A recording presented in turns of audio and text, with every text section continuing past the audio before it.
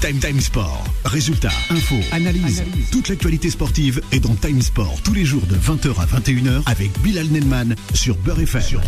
Mardi 22 avril, et vous êtes à l'écoute de Beurre FM, chers auditrices et auditeurs. 20h pétante à la suite des informés d'Adil Farkan. Et ce soir au programme, mardi soir, on va parler de quoi?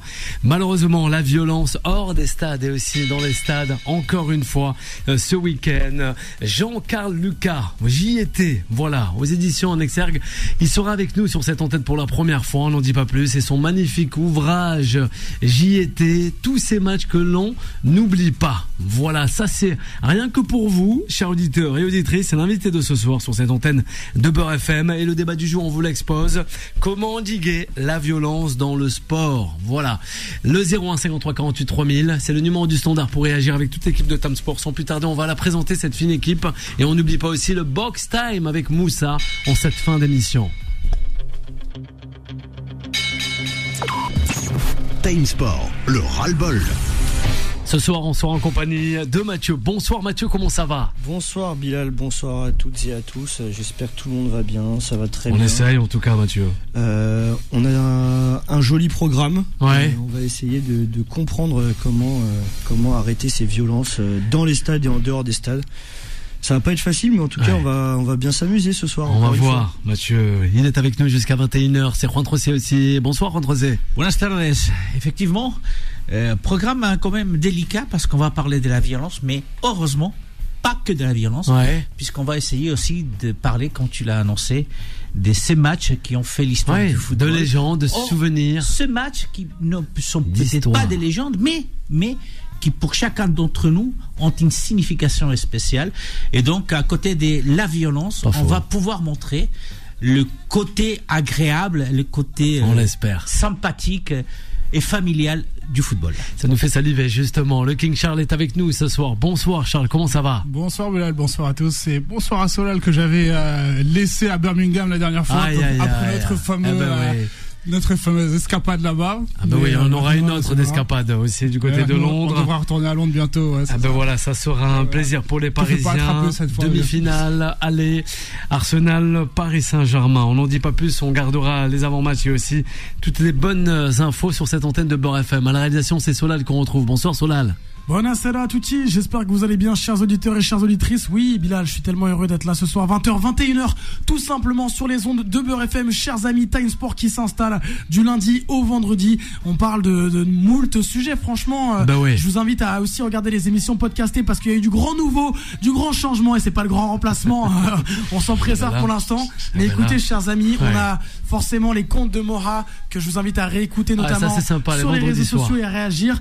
Les scoops de Karim et entre autres aussi plein d'autres chroniques. Je pense notamment à Tea Time, Box Time, à la chronique d'Aurélien et plein de choses. Et ce soir, c'est la boxe, c'est ça, Bilal. C'est ça, c'est les sports de combat. Boum, boum, bang, on retrouvera Moussa, le tournoi Grand Prix en chronique et aussi avec la performance de Bakary Samaké. Voilà, ça c'est pour ce soir. Ce mardi soir, 2-1, c'est l'AS Saint-Etienne face à Lyon et parler aussi malheureusement du grabuge et ce qui s'est passé sur les autoroutes de la France. Encore une fois, malheureusement avec les supporters et de supportrices.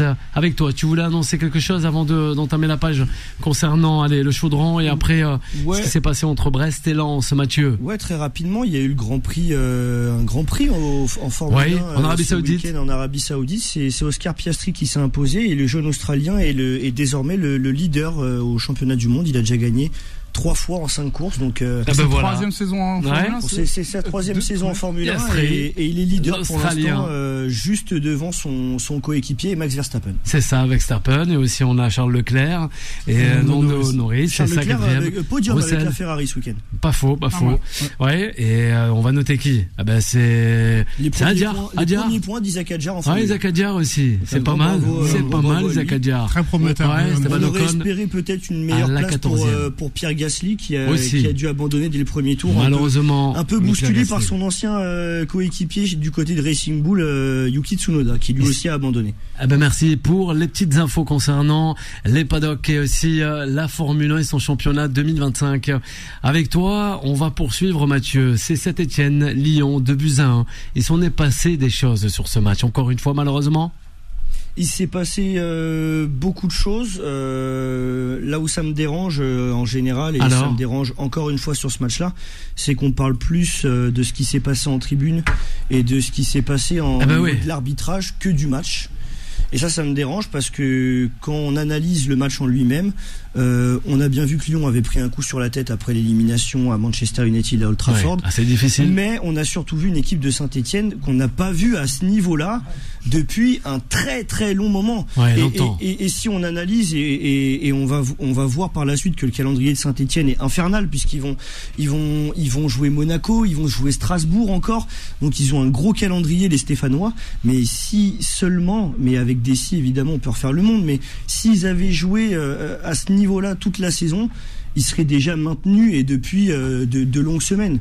Maintenant il y a un milieu de terrain qui m'a fait forte impression, c'est le milieu de terrain avec Aymen Mouefek et le petit Ekwa qui a été excellent au milieu de terrain. Et force est de constater que Lucas Tassin est le 3e meilleur buteur de Ligue 1 en 2025. Il a marqué 12 buts, Lucas Tassin. Donc l'adaptation a été compliquée, mais l'adaptation est là et aujourd'hui il met un doublé et c'est le nouveau chouchou. C'est le nouveau chouchou de critiqué. De Geoffroy Guichard. Maintenant, voilà, on retient ce qui s'est passé en dehors du jeu, c'est-à-dire ce qui s'est passé avec la pièce qui a été prise sur la tête par l'arbitre assistant de l'arbitre central, qui est le match qui a été arrêté 45 bonnes minutes et on a finalement décidé de reprendre. Donc on parle beaucoup de ça.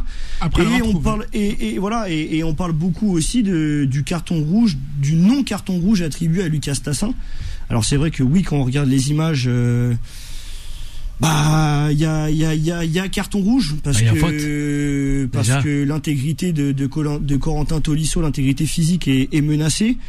On a appris par nos confrères d'RMC que c'est une simple entorse du genou pour Corentin Tolisso, même si dès que ça touche au genou, même si c'est entorse, c'est compliqué de revenir. Surtout que c'est un joueur qui a quand même enchaîné pas mal de blessures pendant des années. Il a enchaîné pas mal de blessures et cette saison il est excellent pour l'instant avec l'Olympique Lyonnais, avec Ryan Cherki, avec Lacazette qui commençait aussi à bien revenir.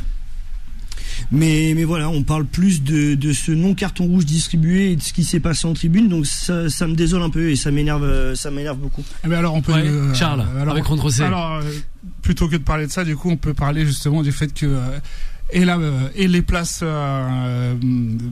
pour la descente et celles aussi pour la Ligue des Champions sont extrêmement serrées et qu'on a franchement un championnat de Ligue 1 cette année qui est très très très intéressant, passionnant et qui va nous garder en haleine comme ça jusqu'au dernier match.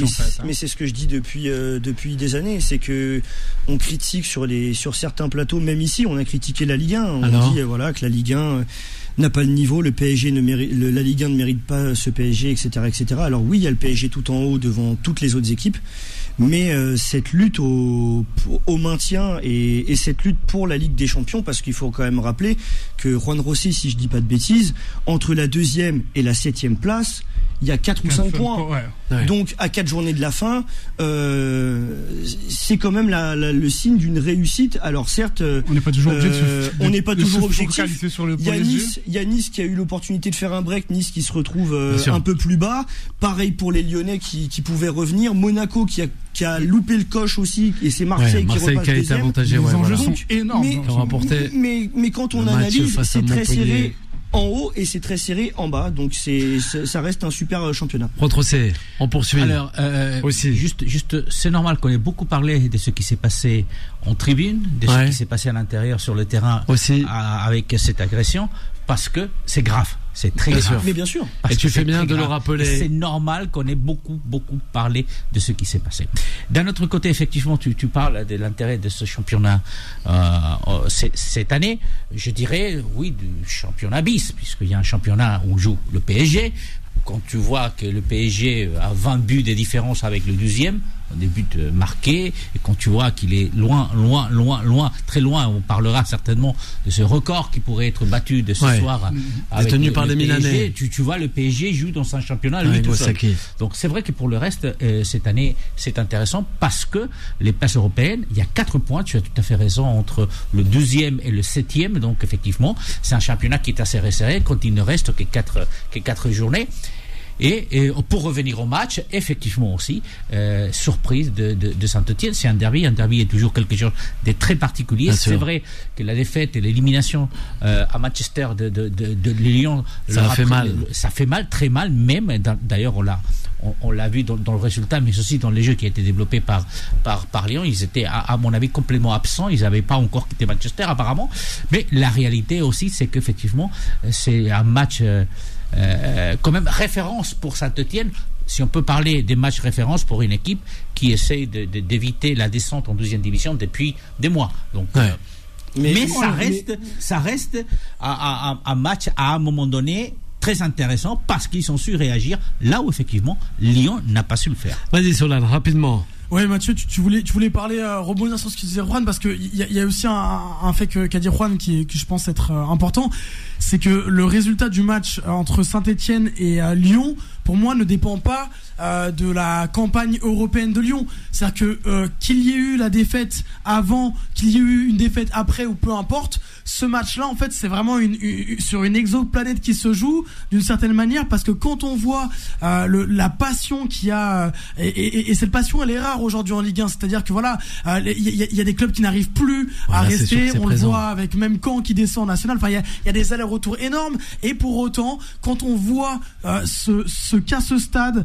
l'engouement qu'il y a et le mode qu'activent les joueurs, peu importe le club lyonnais ou stéphanois, pour ce genre de rencontre, je pense que voilà, comme je le dis, qu'on soit là en 2025, qu'on soit en 2035, qu'on ait été en 2005, le résultat dépend vraiment de choses que je ne maîtrise pas, et c'est ça qui est beau pour le football.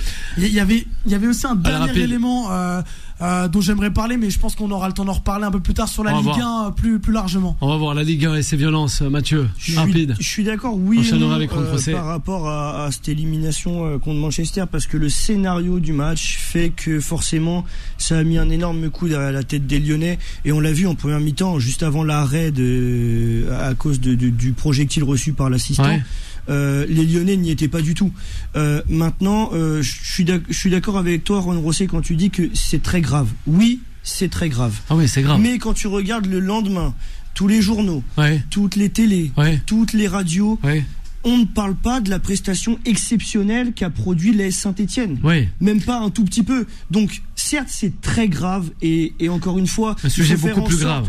Il faut faire en sorte que toutes ces choses-là, dans les stades et en dehors des stades, s'arrêtent. Alors justement, là, en dehors des stades, la partition qui a été mise en place par l'entraîneur des Stéphanois et par les Stéphanois, elle n'est pas assez mise en avant pour moi, et alors que ils ont jamais joué comme ça cette saison. Mais là, c'est les supporters qui parlent, c'est les supporters, pas les journalistes. Parce qu'il y a ce qu'on appelle la hiérarchisation des informations. Et ça, c'est les journalistes qui parlent. Mais en tant que supporters, tout à fait d'accord. C'est la passion du football. C'est la passion aussi. C'est la passion du football. Et quand Solal disait ce stade, je pense que toutes les personnes qui étaient à Geoffroy Guichard ce dimanche soir ont vibré. Merci. Et même les fans stéphanois devant leur télé étaient en folie. C'est vrai. Mais bon, il y a eu d'autres choses beaucoup plus importantes, et j'aimerais, mais Solal, on aimerait en parler parce que c'est assez grave. Des supporters de Lens bloqués sur les 4 voies, et attaqués aussi à la sortie de Brest ce dimanche soir. Sur les réseaux sociaux, on a vu circuler plusieurs vidéos montrant des hommes cagoulés qui bloquaient la 4 voies à la sortie de Brest dans le Finistère et attaquant des véhicules de supporters de Lens après le match de foot ce dimanche 20 avril 2025. La ministre des Sports, on tient à le rappeler, Marie Barzac, a fermement condamné ces comportements inadmissibles en incitant à plus de fermeté dans les sanctions. Rentre aussi, là aussi, c'est assez incroyable. Ce qu'on a pu entrevoir, notamment sur les réseaux sociaux. En fait, et pas que. Il n'y a pas que, mais ce qui se passe à l'extérieur, ce qui se passe à l'intérieur des stades, ce qui fait référence à la violence, c'est pas incroyable dans le sens où, malheureusement, la France, depuis plusieurs saisons, est vraiment au cœur de violence. Alors, on le rappelait hors antenne, il y a quelques années, le quart des supporters qui se retrouvent après un match, ou juste avant un match, dans une station-service. Rencontre entre supporters. Entre supporters. Rappelez-vous, juste après le Covid, la saison compliquée en France, où il y a des stades qui ont été fermés, des gradins qui ont été fermés, les tribunes fermées. L'avenue des Lyonnais, au stade Vélodrome. Les interdictions de déplacement des supporters, je ne pense pas qu'il y ait pays qui interdisent plus des déplacements des supporters que la France aujourd'hui au sein de l'Union européenne. Mais à juste titre. Et ce que je veux dire par là, c'est qu'effectivement, il y a un problème qui est récurrent, auquel on n'a pas su du tout trouver une solution en France. C'est vrai que la violence, la violence en Angleterre, mais elle était endémique. Mais il a fallu prendre des mesures à partir de l'année 85. Et donc, ce qui s'est passé à Issel, c'est ça. Et on a pris des mesures, mais on a trouvé des solutions. La violence dans les stades espagnols était aussi un problème à un moment donné, mais on a trouvé une solution. Quand vous regardez les gradins en Angleterre, voire en Espagne, peut-être un tout petit peu moins en Italie, et vous voyez dans les gradins des familles, et ça on en parlera tout à l'heure avec l'invité. Vous voyez les familles, les parents avec leurs enfants qui vont voir le foot parce que c'est une fête. Et aujourd'hui, combien de parents, combien de pères se disent ah non, peut-être mon enfant des 8, 9, 10 ans, on les amène pas au stade parce que ça peut dégénérer. On a eu par exemple, alors il nous dit, c'est Nasser qui nous écoute, c'est un problème sociétal, Juan José. Moi ce week-end j'étais du côté de Marseille en regardant le match face à Montpellier avec femmes et enfants, ça s'est super bien passé. Voilà. Comme quoi, on sait. Après, ça dépend. Pourquoi ça s'est bien passé aussi Parce que victoire à la clé. C'est ça, victoire à la clé. Il a gagné 5-1. Parce qu'il y a eu des buts. Dans la joie, la bonne humeur. Ça s'est bien passé. Parce que Montpellier, si ça se passe mal contre Montpellier, c'est quand même un derby du Sud. Ça peut aussi vite dégénérer, mais dans n'importe quel stade. Et c'est pour ça qu'il y a autant d'interdictions de supporters. Et à juste titre, parce que les supporters ne savent pas se tenir. On l'a vu ce week-end. Tu parlais de Brest-Lens, c'est pareil. Encore une fois, Saint-Étienne-Lyon, il n'y a pas un match où ça se passe bien. Et après, on s'étonne de il n'y a pas de Lyonnais à Saint-Étienne, il n'y a pas de Lyonnais à Marseille, il n'y a pas de Marseillais à Nice, etc. Mais parce que ces gens-là, encore une fois, ce ne sont pas des supporters. Mathieu. C'est une poignée d'individus qui viennent, excuse-moi, malheureusement, foutre le bordel dans les stades. Et encore une fois, ça va contre les clubs. On va marquer et ça va contre notre institution aussi. Une courte pause et on revient avec notre invité de ce soir, Jean-Carl Lucas, de suite. Time Sport revient dans un instant. 20h, 21h, Time Sport avec Bilal Nenman sur Beurre FM. Et de retour sur l'antenne de Beurre FM. Voilà, en ce mardi soir, on est toujours ensemble, 20h et 21 minutes. Et oui, il est à l'affût de toutes choses, ce présentateur avec ses consultants journalistes, en la personne de Mathieu, toujours souriant avec nous sur cette antenne. King Charles, prêt à dégainer pour ce fameux Paris Saint-Germain match de retour Arsenal. Et oui, dans leur rentre qu'est le Parc des Princes. En tout cas, on promet un petit reportage. On n'en dit pas plus avec les équipes de Time Sport. Voilà, c'est sympa. On espère pourquoi pas une place en finale pour le seul club encore en lice dans une coupe européenne français. Et Juan José, toujours là avec nous. Et oui, des clubs en voiture, voilà, que ça soit espagnol, même anglais ou italien. Il y en aura dans le dernier carré. C'est la première fois depuis près de 8 ans, je crois, qu'il y ait 4 clubs de 4 nationalités différentes. 21h et 21 minutes, c'est 20h et 21 minutes. Voilà, c'est l'horaire actuel. Et on va passer à notre invité de ce soir avec justement Jean-Carl Lucas. Time Sport, The Special One. Bonsoir Jean-Carl, comment allez-vous? Ça va très bien, merci beaucoup. Oui, justement, on est avec vous sur l'antenne de Beurre FM pour revenir un peu sur ce fameux match, ce fameux ouvrage, excusez-moi, j'y étais. Tous ces matchs que l'on n'oublie pas. Et on aimerait en fait avoir avec vous tout simplement pourquoi cette idée de nous refaire revivre tous ces matchs d'anthologie et des matchs quand même assez historiques, si je peux me permettre, Jean-Carl. Oui, exactement.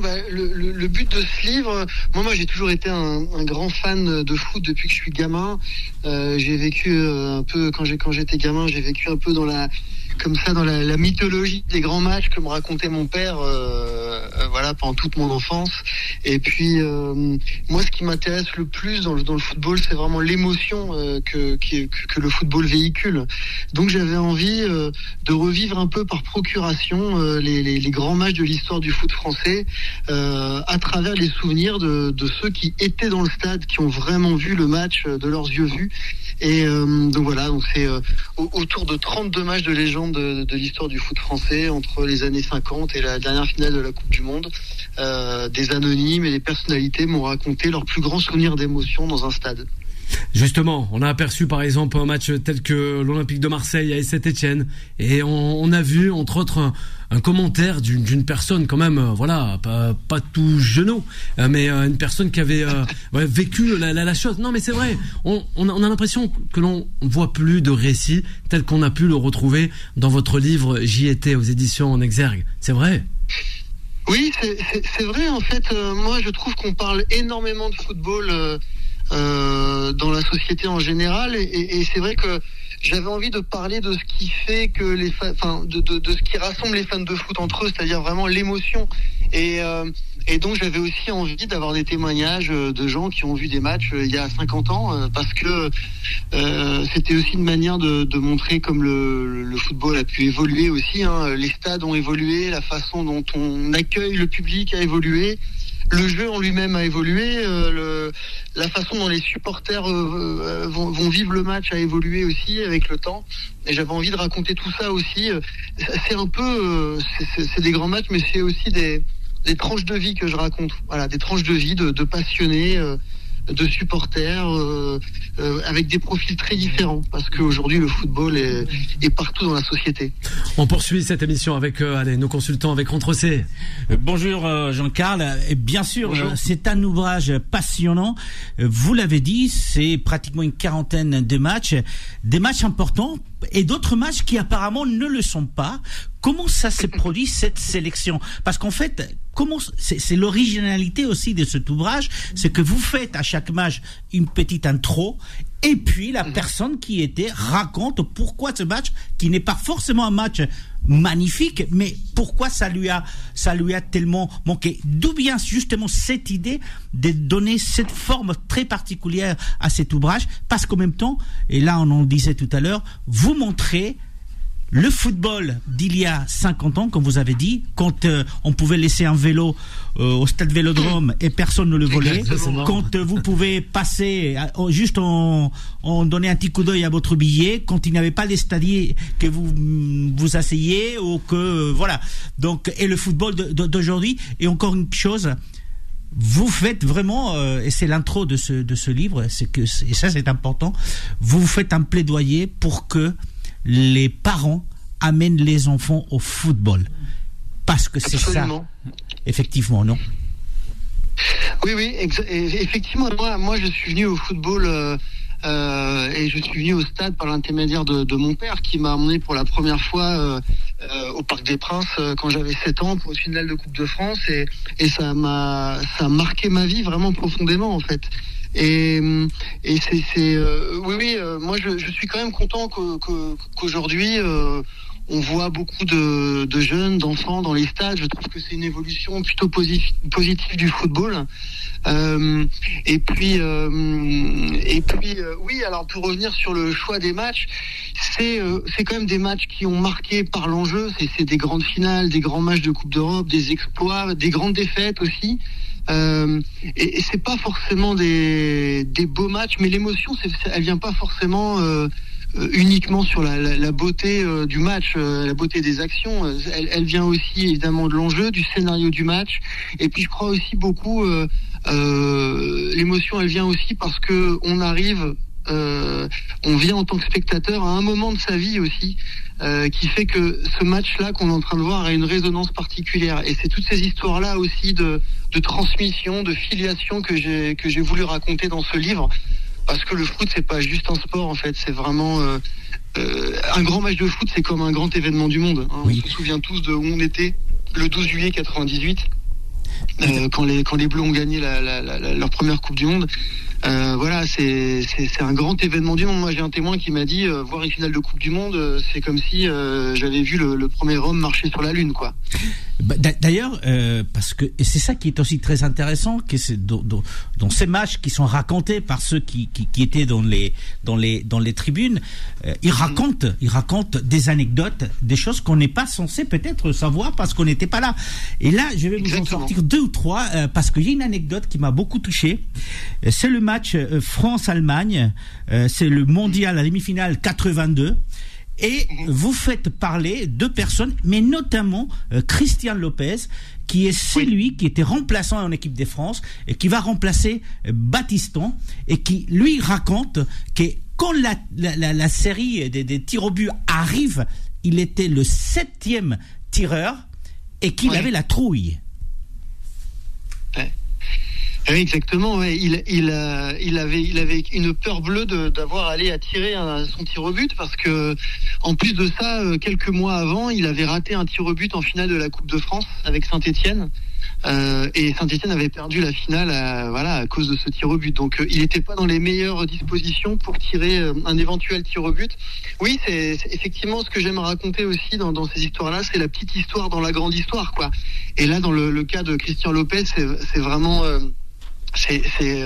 j'ai adoré vraiment passer du temps avec lui, parce qu'effectivement il est remplaçant, donc il a un point de vue spécial sur le match en tant que remplaçant, puisqu'il est sur le banc de touche, et puis c'est lui qui remplace Battiston quand même, quoi. Et il raconte d'ailleurs que il rentre sur le terrain, il y a corner pour la France, et il manque de se prendre un coup de poing dans le visage par Schumacher. Ouais. C'est vrai qu'il s'est rendu compte que Schumacher était pas dans son état normal, quoi. Ouais. Et donc effectivement, avec l'autre témoin, Dominique, qui lui était dans les tribunes, et les 2 témoins se complètent bien pour ce match vraiment peut-être le plus légendaire du livre. D'ailleurs, ces anecdotes... Oui, rapide. Ces anecdotes sont claires. Il y en a une, peut-être juste après la pub, on va en parler. Celle des Grégoire Margoton qui ferme votre livre, où il raconte effectivement...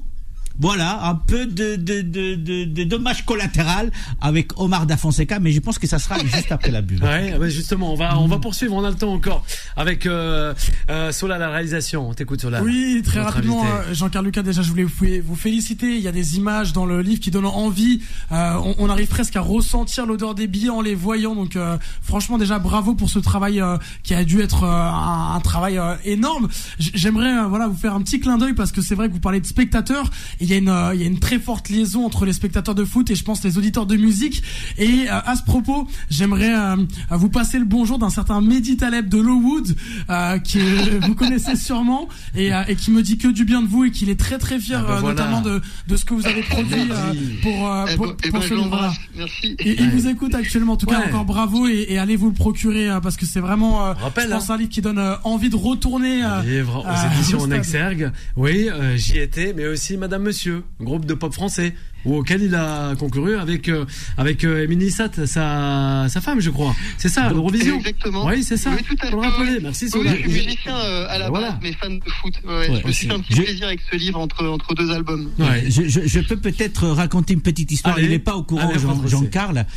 Il a joué avec son duo. Donc, il a joué la chanson qu'il avait chantée à l'Eurovision. Merci. Il l'a joué devant le président espagnol Anne Hidalgo au jardin de la mairie de Paris lors d'une visite, et moi j'y étais, donc j'avais vu le festival de l'Eurovision, et je l'ai vu jouer en acoustique devant le président du gouvernement espagnol, en hommage aux républicains espagnols qui avaient libéré Paris en 1944. Ah ben ça c'est super. Absolument. Merci pour l'anecdote. Jean-Carl Lucas qui reste avec nous avant la pause, la dernière. Mathieu, réaction avant de le laisser filer. Oui, bonsoir Jean-Carl. Déjà je voulais vous féliciter pour ce bel ouvrage, mais je voulais avoir votre point de vue un peu plus personnel. Quand vous dites justement au stade Vélodrome, quand vous recueillez cette personne qui dit qu'il y avait 4-5 vigiles, pas plus. Aujourd'hui, vous, quel regard vous avez par rapport à ce qui se passe dans les stades aujourd'hui, par rapport à une certaine époque, avec ce qui se passe sur le terrain, en dehors du terrain? Quel regard vous avez, je suppose, triste un petit peu? Énervé? Non, vraiment pas du tout, parce que c'est comme ça. Je veux dire, le football évolue comme la société en général, en fait. Tout ça, on peut plus effectivement, la société depuis 1957 a beaucoup changé, le foot aussi, donc non, moi je trouve qu'il y a des choses positives, il y a des choses moins positives, et j'ai pas du tout cette nostalgie du football des années 50, même si c'est génial de se souvenir qu'il y a une époque où les matchs se passaient comme ça. Il raconte par exemple que dans le Vélodrome, il n'y avait même pas d'horloge en fait. Les gens savaient même pas combien de temps il restait à jouer, et à vrai dire, ils s'en foutaient en fait. Ils étaient là. Le football était un pur divertissement, et il n'y avait pas du tout l'enjeu que. Mais moi, en même temps, ce truc de la compétition, de l'enjeu, c'est ça que j'adore aussi. C'est ça qui me donne des grandes émotions. Et voilà. Et quand on perd un match et qu'en 3 minutes on renverse le score, voilà, c'est aussi parce qu'on a envie de gagner, etc. Et qu'il y a de l'enjeu, il y a parfois de la rivalité, etc. Donc pas de nostalgie. Moi, je suis content, comme je disais tout à l'heure, que quand même, globalement, malgré tout, on peut. Il y a quand même. Tout le monde va au stade aujourd'hui. Des jeunes, des moins jeunes, des femmes, des enfants. Et je me souviens d'une époque au début des années 90 où l'ambiance dans les stades, c'était pas comme ça quand même. Il y avait très peu de femmes, très peu d'enfants, et on entendait des choses pas toujours très sympas, quoi. Beaucoup plus qu'aujourd'hui, quoi. Ouais, on poursuit avant de terminer. On a parlé des Grégoire Margoton et ses différences avec Omar Fonseca que vous découvrirez en lisant JT, et ça vaut vraiment la peine. D'ailleurs, c'est Grégoire Margoton qui ferme c'est la dernière histoire qui est racontée, mais il y a aussi une autre qui ouvre pratiquement le livre et qui est très intéressante, celle de Michel Drucker, parce que beaucoup de monde a oublié que Michel Drucker a commenté, était commentateur journaliste sportif au début de sa carrière, et qu'il a notamment commenté plusieurs finales, et notamment cette finale de 1970 en Mexique, où le Brésil donc a battu l'Italie. Ce sont des matchs, et Michel Drucker vous l'a raconté, des matchs qui l'ont vraiment marqué. Qu'est-ce qu'il y avait de magnifique dans ce match particulier, même si c'était une finale? Ouais, je pense que c'est la première finale en Mondovision, la première finale en couleur. Je dirais c'est la première finale moderne, quoi. Voilà. Et puis c'était vraiment l'équipe mythique du Brésil, peut-être la plus mythique de l'histoire, avec un Pelé au sommet de son art. C'est une Coupe du Monde magnifique. Et puis moi, j'avais vraiment envie de donner la parole effectivement à Michel Drucker, qui ça a été son premier métier, de commenter des matchs et d'être journaliste sportif. Je crois qu'il a commenté 5 Coupes du Monde dans sa carrière. Et c'est pareil, quoi. Le fait qu'il y ait Michel Drucker et Grégoire Margoton dans le même livre, on voit à quel point le métier a changé aussi.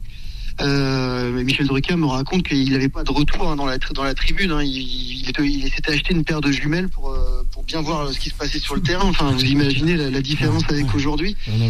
Mais ce que j'ai beaucoup aimé interviewer des commentateurs ou des commentateurs radio aussi. Tout à fait. Parce que ce sont eux vraiment qui vont transmettre aussi cette émotion, à travers les mots qu'ils vont choisir à des moments clés du match. Et j'ai bien aimé aussi Grégoire Margoton qui m'explique qu'en fait il y avait tellement d'émotions sur cette égalisation d'Mbappé en finale contre l'Argentine, il s'est un peu oublié en fait. Il me raconte qu'il se souvient même plus ce qu'il a dit en direct, tellement il a été pris par l'émotion. Il a même une expérience quasiment métaphysique où il me raconte qu'il s'est vu par au-dessus du stade en fait. Il est sorti de lui-même, quoi. Il y a vraiment un truc comme ça. Pendant que Lizarazu, lui, c'était l'inverse. Il s'est recroquevillé, il a failli se casser le nez sur la table devant lui, quoi. Donc ça, c'est des histoires d'émotion que je trouve extraordinaires. Il y a vraiment que le foot qui peut faire des choses pareilles, quoi. Jean-Carl, on termine rapidement avec Rentrocé. Allez, la dernière. Et puis peut-être avec l'un des témoignages le plus touchant de ce livre, surtout pour vous, puisque vous racontez, votre papa raconte ce match entre la France et l'Espagne, finale de l'Euro 84. Touchant pour vous parce que c'est votre père, bien sûr. Peut-être pas pour moi, j'étais pas dans les gradins, je l'ai vu à la télé et moi j'ai beaucoup souffert parce qu'on a perdu la finale. Mais c'est quand même un témoignage, c'est rendre la monnaie à votre papa qui vous a amené, comme vous l'avez dit, quand vous aviez 6-7 ans, voir votre premier match. Absolument, j'en parle beaucoup de mon père dans le livre et effectivement, alors lui en plus il a vraiment une histoire autour de ce match-là qui est incroyable, encore une fois, dans l'évolution de des stades et de l'accueil des spectateurs et l'approche de grandes finales comme ça n'a plus rien à voir avec aujourd'hui. Il me raconte quand même que 2 heures avant le coup d'envoi, il a réussi à rentrer dans le Parc des Princes parce qu'il est passé devant l'entrée principale et il y avait personne, il y avait juste peut-être 2 flics qui étaient là. Il s'est approché et il est rentré dans le hall principal du Parc des Princes pendant que les joueurs de l'équipe de France arrivaient. Et il a même apostrophé Luis Fernandez en lui demandant s'il voulait bien le faire rentrer sur la pelouse. Ce à quoi Luis Fernandez lui a répondu: pourquoi tu veux jouer à ma place? Donc vous voyez un peu comme le foot a changé depuis 84. On n'imagine pas aujourd'hui aller parler à Mbappé 2 heures avant le Coupe d'Europe, et même on n'imagine pas lui parler tout court en fait. Jean-Carl Lucas, un grand merci. On rappelle pour les auditeurs, les auditrices de Beurre FM, j'y étais, tous ces matchs que l'on n'oublie pas, aux éditions en exergue, voilà, sorti depuis le 18 avril. Un grand merci d'avoir été avec nous sur cette antenne de Beurre FM. Merci beaucoup à vous. Allez, la poursuite de cette émission tranquillement avec nous et toute l'équipe de TAM Sport, chers auditeurs et auditrices. On va revenir avec le box time, mais aussi on parlera du Paris Saint-Germain qui se déplace du côté de Nantes en match à retard pour le compte de cette Ligue 1 McDonald's. TAM Sport revient dans un instant. 20h, 21h, Time Sport avec Bilal Nenman sur Beurre FM. Et de retour pour la dernière partie de cette émission, 20h40. Voilà, on est avec Moussa, on a été rejoint par lui, Box Time qui arrive à grands pas concernant toute l'actualité des sports de combat, le 01 53 48 3000 pour réagir avec Juan Trossé, Mathieu, sans oublier Charles. On part du côté de la Beaujoire. Time Sport, le mode pressing. Eh oui, la Beaujoire, un petit clin d'œil à Kim qu'on pourra retrouver dès demain sur cette antenne. Eh oui, les Canaries contre le Paris Saint-Germain, 20h45 l'avant-match, avec la composition des équipes. On t'écoute Mathieu, et on aura Charles aussi. Ouais, on a les compos avec les Nantais, avec Karl Gren dans les buts, Amiens, Castelletto, Zézé, Palois et Colza en défense. Chirivella, le capitaine nantais, avec Augusto et Le Penant au milieu, et devant on aura Mathis Sabline et Moses Simon. Le Paris Saint-Germain. Alors, Charles, on peut voir que Luis Enrique continue avec la gestion de son effectif et en continuant en tournée en vue de la fin de championnat et aussi de la Ligue des Champions. Ouais. Donc avec Beraldo et Marquinhos qui formeront la charnière centrale, ça fait Pacho qui peut enfin un peu se reposer, Mendes qui sera arrière gauche, Zaïre Emery arrière droit à la place d'Hakimi qui a énormément joué cette saison. Puis on peut voir Fabien Ruiz, Vitinha, Neves, bon ça c'est assez classique pour le milieu de terrain, et puis Lee Kang-in qui en ce moment peut enfin reprendre un peu de temps de jeu, même s'il y a je suis pas sûr qu'on aime toujours le voir dans l'11 de départ, mais bon, c'est pas grave. Il y a aussi Ousmane Dembélé et Gvara aussi qui finiront par composer l'attaque du Paris Saint-Germain. C'était pas mal, ouais. Solal, on l'écoute. Une toute petite aparté, si vous me permettez, messieurs, avant de reprendre sur ce PSG Nantes, parce que j'aimerais quand même remercier en tout cas les clubs français. Ça va en accord avec aussi ce qu'a produit Saint-Etienne. On a Rennes aussi à qui j'aimerais tirer l'éloge. On a des clubs français qui nous surprennent, Strasbourg aussi, et aussi sur les médias internationaux. Les qualités des centres de formation français sont méritées. On l'a vu pour Rennes avec des grands comptes de football qui se sont mis à lister Rafinha, Désiré Doué, Ousmane Dembélé et tous les autres joueurs dont Doku qui sont passés par Rennes. On le voit pour Strasbourg, il commence à y avoir des fans anglais de clubs parisiens. On en parlait la dernière fois. Qu'il y a plusieurs explications très rapidement quand même, parce que c'est un sujet dont on aura l'occasion peut-être de parler en fin de saison, Bilal. Mais déjà je pense que lorsque viennent les critiques, vient après le moment des réconciliations, et la France a su montrer, notamment en Ligue des Champions avec Lille, le PSG et aussi Monaco, qu'ils étaient capables de séduire à l'international. Aussi, je pense que, et ça m'est cher, c'est ma théorie, mais je pense que le français moderne revient peut-être au goût du jour dans la manière de jouer peut-être, ou de se comporter sur les terrains. Il est assez serein, le Solal, Mathieu, avant de retrouver la boxe. Ouais, très rapidement, on parlait du classement tout à l'heure. 4 points entre le 2e et le 7e. Mais si Nantes ne s'impose pas ce soir, si Paris Saint-Germain gagne à la Beaujoire, on aura Saint-Etienne 17e avec 27 points, Le Havre 16e barragiste 27 points, et on aurait Angers et Nantes à 30 points, donc seulement 3 points entre le 14e et le 17e. Donc là encore, il y aura une lutte pour le maintien qui va aller jusqu'au bout, jusqu'à la 34e et dernière journée. Juan Trocé, avant de retrouver Moussa. Non, je suis tout à fait d'accord avec vous. C'est vrai que cette finale des championnats est très intéressante.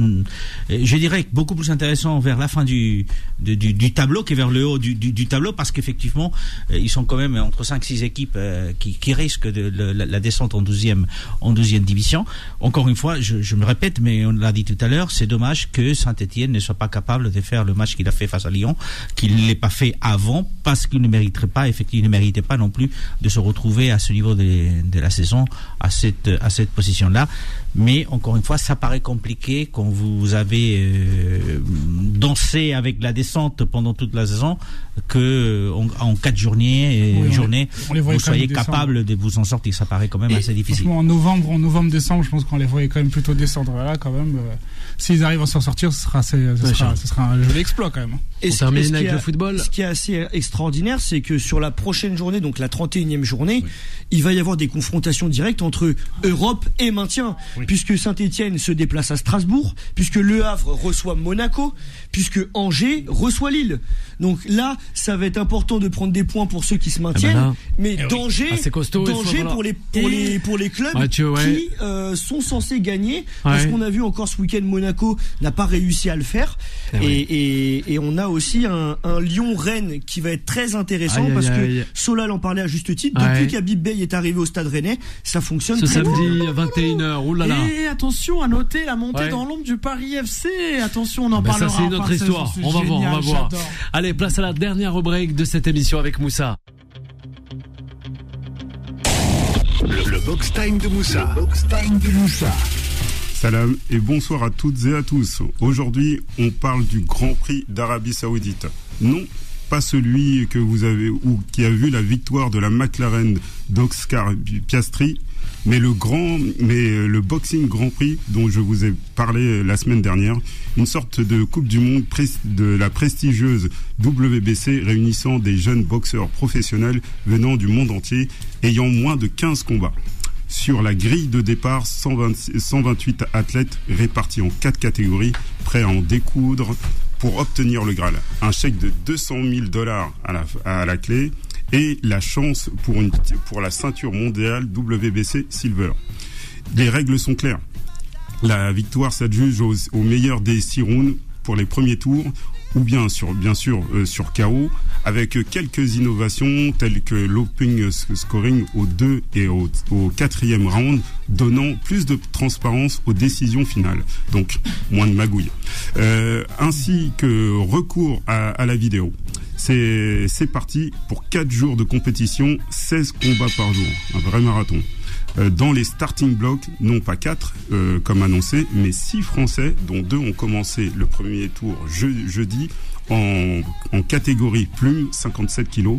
Yoni Valverde se qualifiait malgré un manque de rythme, tandis que le Robésien Jamel Hadjar, appelé de dernière minute, était arrêté prématurément à mon goût après un combat acharné. Vendredi, pas de représentant tricolore en super léger 63 kilos, mais on constate un excellent niveau global comme la veille. Place à samedi. Et à la catégorie des moyens 72 kilos où la délégation française alignait 3 boxeurs. On commence par Johnson Sufo, le guerrier noir, qui se qualifie brillamment, non sans quelques frayeurs, mais sauvé par son punch dévastateur. Et que dire de la maîtrise de Lancelot Proton de la Chapelle, ou encore la solidité qu'a montré Ephrem Baricot, tous deux aussi qualifiés. Pour la dernière journée consacrée au lourd, Clément Gillet n'a pu se qualifier. Pourtant, le Sparnassien, Épernay, peut nourrir quelques regrets tellement son adversaire était à sa portée. Un bilan français des plus encourageants pour les 8e de finale qui auront lieu à Riyad en juin prochain. Les 4 auront toutes leurs chances. Point de vue général, ce fut une belle réussite où on peut retrouver l'esprit de compétition comme chez les amateurs dans un monde professionnel qui s'apparente des fois plus à de la gestion de carrière plutôt qu'à de vrais défis sportifs où la prise de risque est minimale. Comme l'ont montré tous ces participants. Ce genre de tournoi a toujours marché.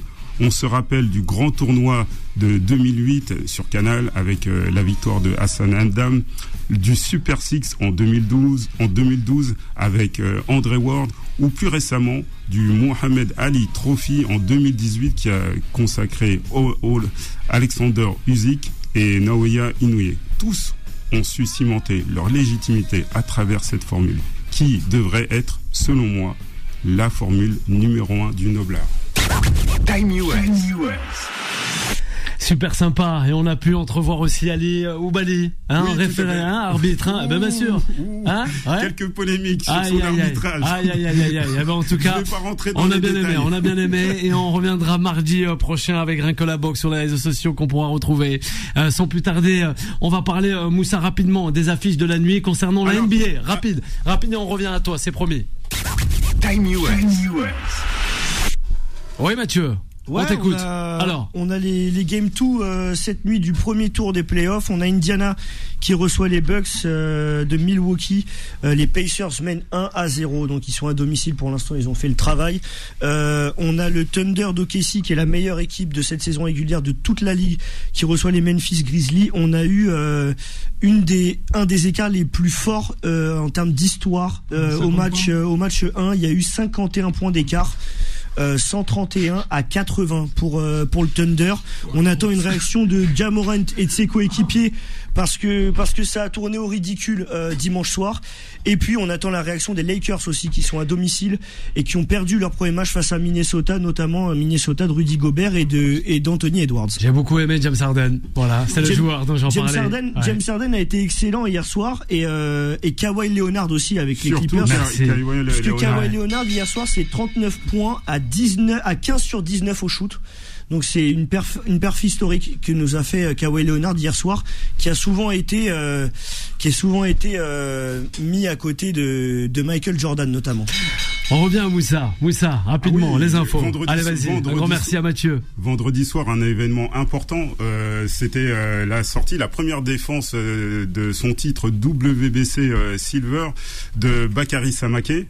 Il avait affaire à un Sud-Africain, Rock Knapp. Et il a gagné par KO à la 8e reprise avec une superbe combinaison corps-face magnifique. Alors moi j'attendais cette prestation parce que voilà les dernières elles avaient pas été, même s'il y avait eu la victoire, elles avaient pas été très convaincantes. J'ai aimé ce que j'ai vu. On rappelle que d'ailleurs c'était un événement assez spécial. Ouais. Ça s'associait au concert du rappeur Gazo. Ouais. Et c'était devant 50 000 personnes à la Paris Défense Arena. Donc des progrès pour Samaké. Le titre mondial bientôt. Ouais. J'y mettrais quand même un bémol. Attendons un peu. Le jeune homme n'a que 21 ans. Ne mettons pas la charrue avant les deux bœufs. Ouais. Mais sinon, c'est encourageant pour la suite. C'est encourageant pour la suite. Et on suivra ça de près, Moussa. Comme sur Rien que la boxe, sur les réseaux sociaux, on tient à le rappeler, cette magnifique chronique et box time. Oui, Solal, rapide, parce qu'on a les pronostics. Et je voulais dire aussi, 1, 2, 3, viva l'Algérie. Ah ben ça, voilà, et les supporters, il n'y a pas de problème. Juan Trocé, le pronostic, les Canaries, Nantes face au Paris Saint-Germain, match en retard, Ligue 1 McDonald's. Le Paris Saint-Germain va battre le record d'invincibilité à l'étranger. Donc, ils vont gagner, d'autant plus que c'est une très belle façon. Okay. Ils sont déjà champions de France, c'est une très belle façon de préparer la demi-finale. On verra du côté de la Beaujoire qui s'approche. On va voir. Nantes, Paris Saint-Germain, Moussa. En général, il n'y a qu'un coq dans la basse-cour. Oui. Je crois que les Canaries... Aïe. J'ai peur pour eux. Ouais, il a peur. Mathieu, Nantes, Paris Saint-Germain. C'est compliqué, mais je pense que le Paris Saint-Germain va s'imposer, mais difficilement contre un club qui joue pour son maintien aussi. Je vais dire 2-1 pour Paris. Et voilà, King Charles, Nantes, Paris Saint-Germain. Même si Paris Saint-Germain est loin en tête et déjà champion depuis longtemps de la Ligue 1, je pense c'est une équipe qui est très belle à avoir joué et qui reste très motivée sur cette fin de saison. Donc forcément, une victoire du Paris Saint-Germain. Voilà. On a Yanis, on a Karim, on a Nordine. Merci Solal. Voilà, one to five, et vers l'Algérie. Moi, je lis les réactions que PSG sur la réseau sociaux. Je sais pas pourquoi, mais j'étais sûr que ça allait faire réagir. C'est peut-être le nom de la radio, mais. Je ne sais pas. En tout cas, un grand merci. Je donne juste mon prono. Le pronostic de Solal rapide. Je pense que je m'engage à beaucoup. Je ne peux pas leur porter la poisse, mais au vu du management de Nantes, je pense que le PSG va perdre 2-1. Aïe, il va perdre 2-1. Faut qu'on prenne un train pour Nantes. Alors, ça, rapide. Rapide. Voilà. Félicitations à Maloué, à Andrea et à Jonas qui ont remporté coup sur coup la Coupe de France et la semaine dernière la ceinture WBC, et un grand bravo aussi à un petit de 16 ans simplement qui a fait ses débuts en professionnel. Il a été champion de France, et Mohamed El Baroudi qui a fait son premier combat et qui a gagné par KO au Mexique. Voilà, merci. Bon, merci à toi, Moussa, de nous avoir accompagnés ce soir jusqu'à 21h. À Juan Trocé aussi, à Mathieu, et toutes ces affiches de la nuit, de ces playoffs en NBA, ainsi qu'à toi, le King Charles, d'avoir été avec nous sur cette antenne de Beurre FM à la réalisation avec Solal. La suite des programmes qui se poursuit sur l'antenne de Beurre FM. Bye bye.